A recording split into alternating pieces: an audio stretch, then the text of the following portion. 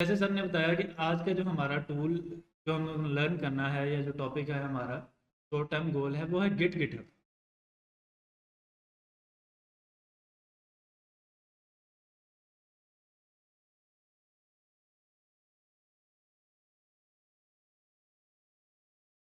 अच्छा, गिट और गिटहब या जो सॉफ्टवेयर हैं या ये जो टूल है ये हमें ज़रूरत क्यों पेश आई ये टूल बनाने की या टूल यूज़ करने की।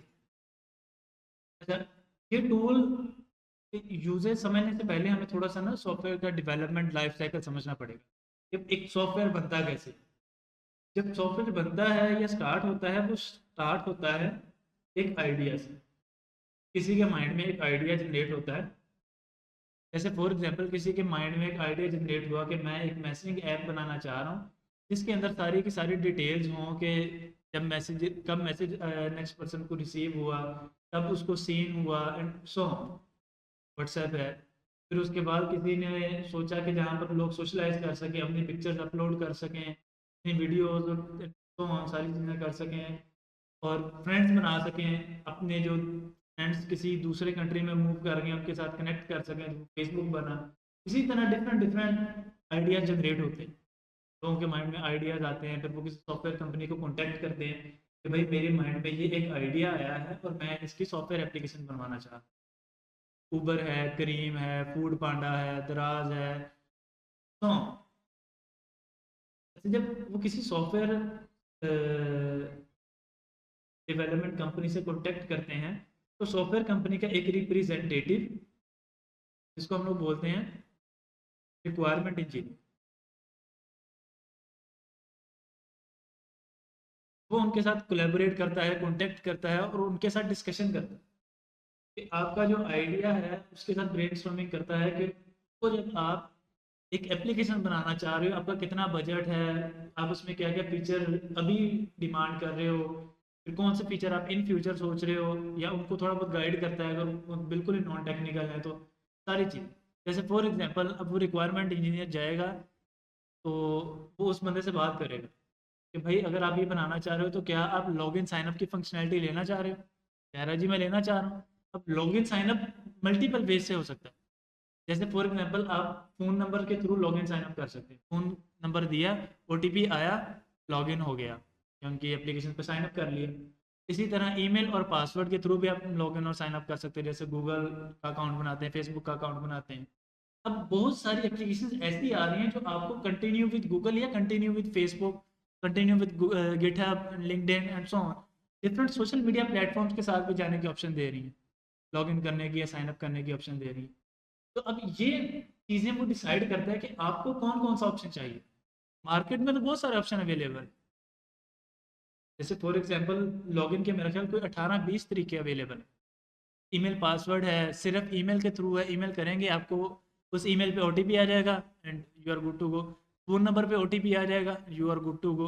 उसके बाद फिर हम लोग कर सकते हैं कंटिन्यू विद एप्पल आईडी और continue with Google ID, continue with Facebook ID and so on, there are terms of login and sign up methods. तो वो सारी चीज़ें एक स्पेसिफिक तरीके से लिखता है और पूरा एक प्रॉपर डॉक्यूमेंट बनाता है जिसको हम लोग बोलते हैं एसआरएस,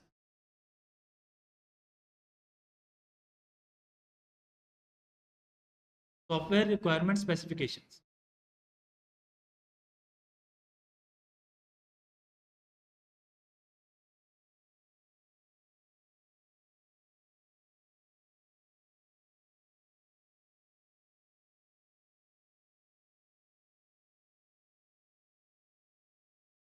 जब ये रिक्वायरमेंट इंजीनियर ये डॉक्यूमेंट बना लेता है तो ये डॉक्यूमेंट दिया जाता है उस कंपनी के अंदर जो भी डिज़ाइनर काम कर।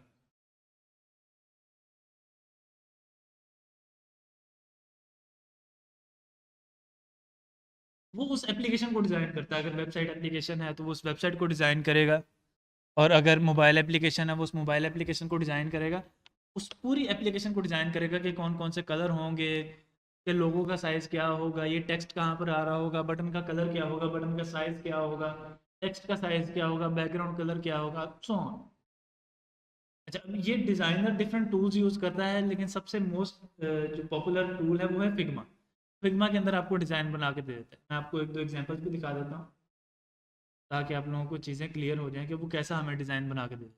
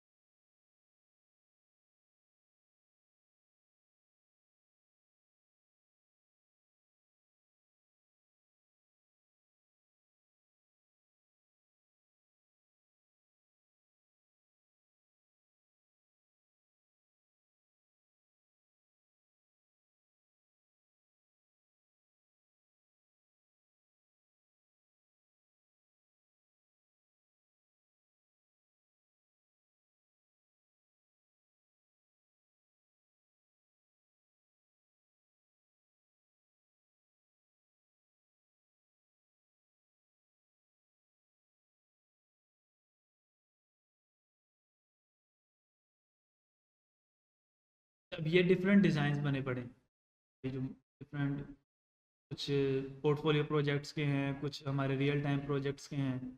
डिफरेंट डिफरेंट डिज़ाइन हमारे पास ये ऑलरेडी बने पड़े हैं जिनको हम लोग यूज़ करते हैं और आगे प्रोजेक्ट अपना बिल्ड करते हैं। मैं एक दो,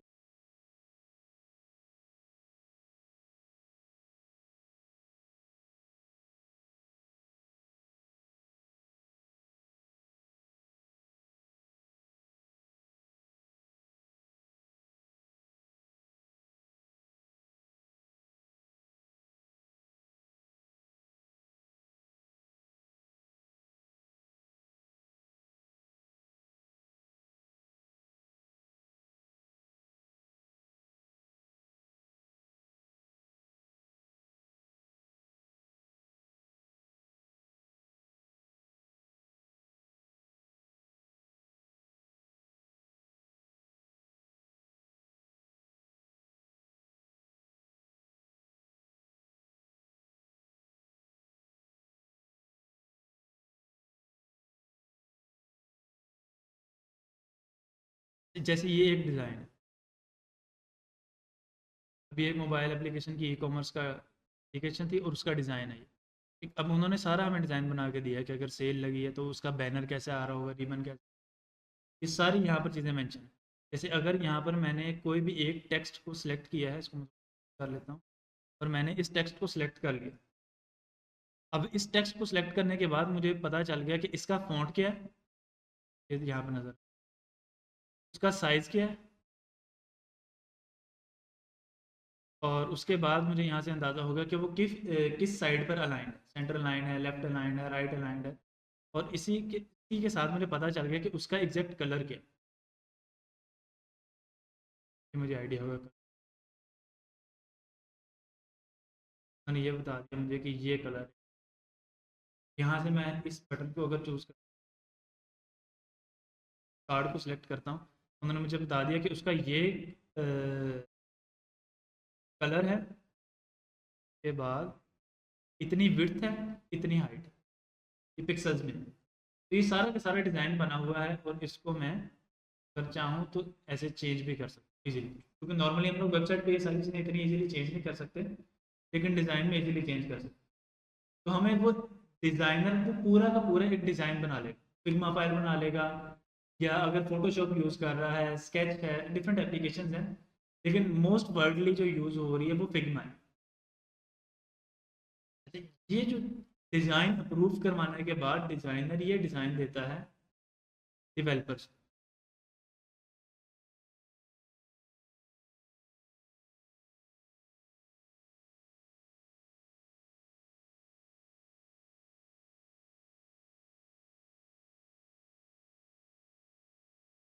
अब जब डेवलपर के पास आता है ना, तो डेवलपर डिफरेंट तरह के डेवलपर, एक ही पर्सन को सारे की सारी डेवलपमेंट नहीं आती। तो फॉर एग्जांपल कुछ डेवलपर ऐसे हैं जिनको फ्रंट एंड बनाना या यूआई बनाना, यूआई बनाने का मतलब है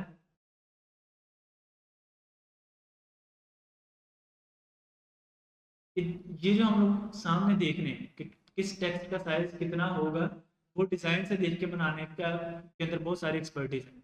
ये जो एनिमेशन लगी है, टेक्स्ट राइट हो रहा है या रिमूव हो रहा है,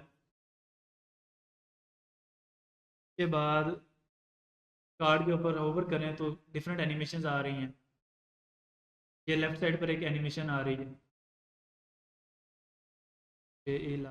ये एक एनिमेशन आ रही है कि ये कार्ड ऑटोमेटिकली ऊपर नीचे मूव कर रहे हैं। ये एक सर्कल घूम रहा है, इसके ऊपर मैं किसी के ऊपर लेके जाऊंगा माउस तो दरमियान में एक चीज़ पॉपअप हो रही है। तो ये सारे के सारे एनिमेशन बनाने में कुछ डेवलपर्स ऐसे हैं जिनको इसके अंदर एक्सपर्टीज आ सकती है। इनको हम लोग बोलते हैं यूआई डेवलपर।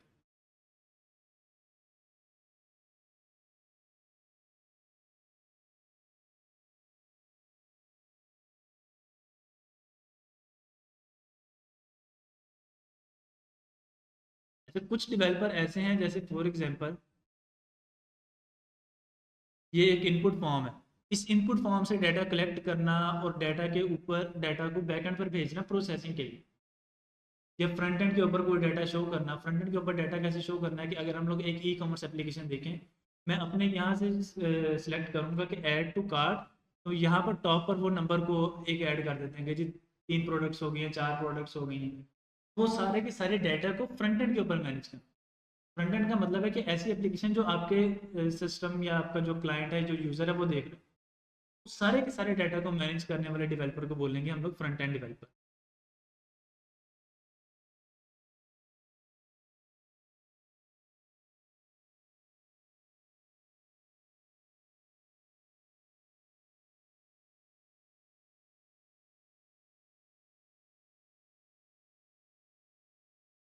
फिर एक डेवलपर होता है जो बैकएंड के ऊपर काम कर रहा होता है, जैसे ऑथेंटिकेशन अभी हम लोगों ने डिस्कस किया कि लॉग इन साइन अप का मेथड, ईमेल और पासवर्ड वो बैकएंड के ऊपर मैच कर रहा होगा, और पेमेंट के जो काम है वो बैकएंड के ऊपर काम कर रहा होगा। इसी तरह और डिफरेंट जो भी प्रोसेस हैं, ये जो डाटा सेव करवाना डाटा बेस में, वो सारे के सारे काम कौन हैंडल कर रहा होता है? Backend developer.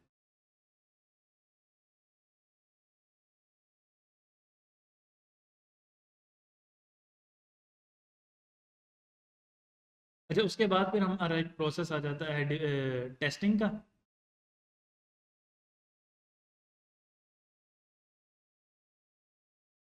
टेस्टिंग करने के बाद फिर हम लोग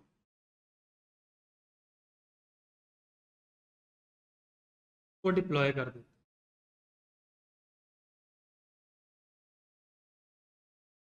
हैं। डिप्लॉय करने का क्या मतलब है कि जब हम लोग सिस्टम डेवलप कर रहे होते हैं, कोई भी सॉफ्टवेयर डेवलप कर रहे होते हैं, वो हमारे सॉफ्टवेयर के अंदर ही मौजूद है। डिप्लॉय से मुराद ये है कि हम लोग उसको किसी ऐसे सिस्टम के ऊपर रख देते हैं जहाँ से पब्लिकली अवेलेबल हो जाए। किसी डोमेन के साथ अटैच कर देते हैं या प्ले स्टोर के ऊपर उसे पब्लिश कर देते हैं, ताकि बाकी लोग भी उसको डाउनलोड करके या ब्राउज़र पे जाके एक्सेस कर सकें और यूज़ कर सकें।